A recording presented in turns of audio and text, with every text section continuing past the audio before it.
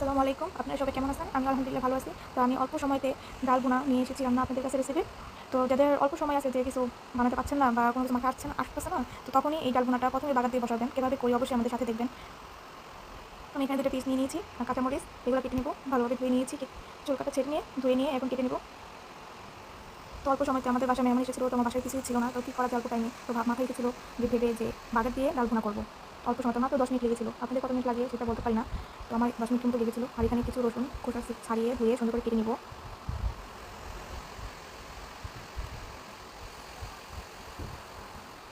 তো ভালোভাবে কাটা হয়ে গিয়েছে। কাঁচামরিচ মাঝখানে কেটে নিয়েছিলাম। রসুন পেঁয়াজ সবগুলো কাটা শেষ। এখানে ডাল সুন্দর করে ধুয়ে ভালোভাবে আমি গরম পানিতে ভিজিয়ে রেখেছিলাম। আর এখানে একটা প্যান বসিয়েছি।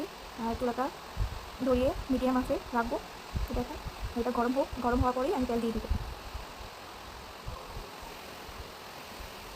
তো গরম হয়ে গিয়েছে। এখন আমি তেল দিয়ে দিব। আমার যেটুকু পরিমাণ লেগেছে ততটুকু দিয়েছি। আপনাদের যেটুকু লাগে ততটুকুই দিবেন।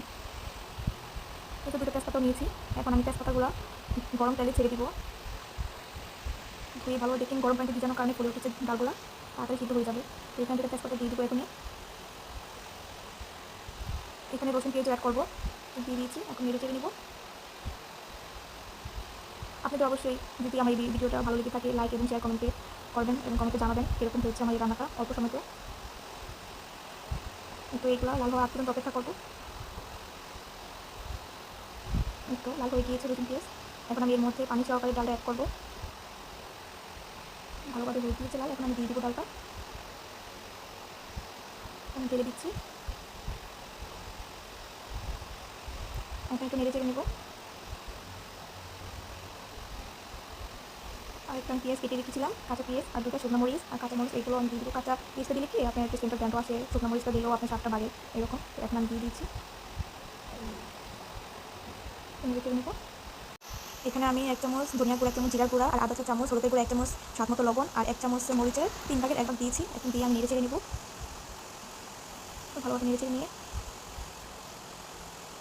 আমি রেখে দেবো 5 মিনিটের জন্য। 5 মিনিট পরে আবার ফিরে আসবো। 5 মিনিট পরে এসে দেখি মাশাআল্লাহ আমার ডালটা সিদ্ধ হয়ে গিয়েছে। দেখুন কি সুন্দর এসেছে। তো আমি একটু নেড়ে চেড়ে আপনাদের দেখাচ্ছি কীরকম হয়েছে।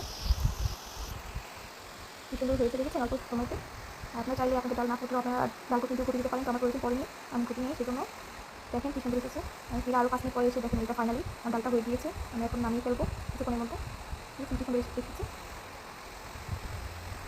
আমার ভিডিওটা অবশ্যই যদি ভালো লেগে থাকে লাইক এবং শেয়ার কমেন্ট করে জানাবেন অবশ্যই। এখন আমি নামিয়ে ফেলবো একটা পাত্রতে।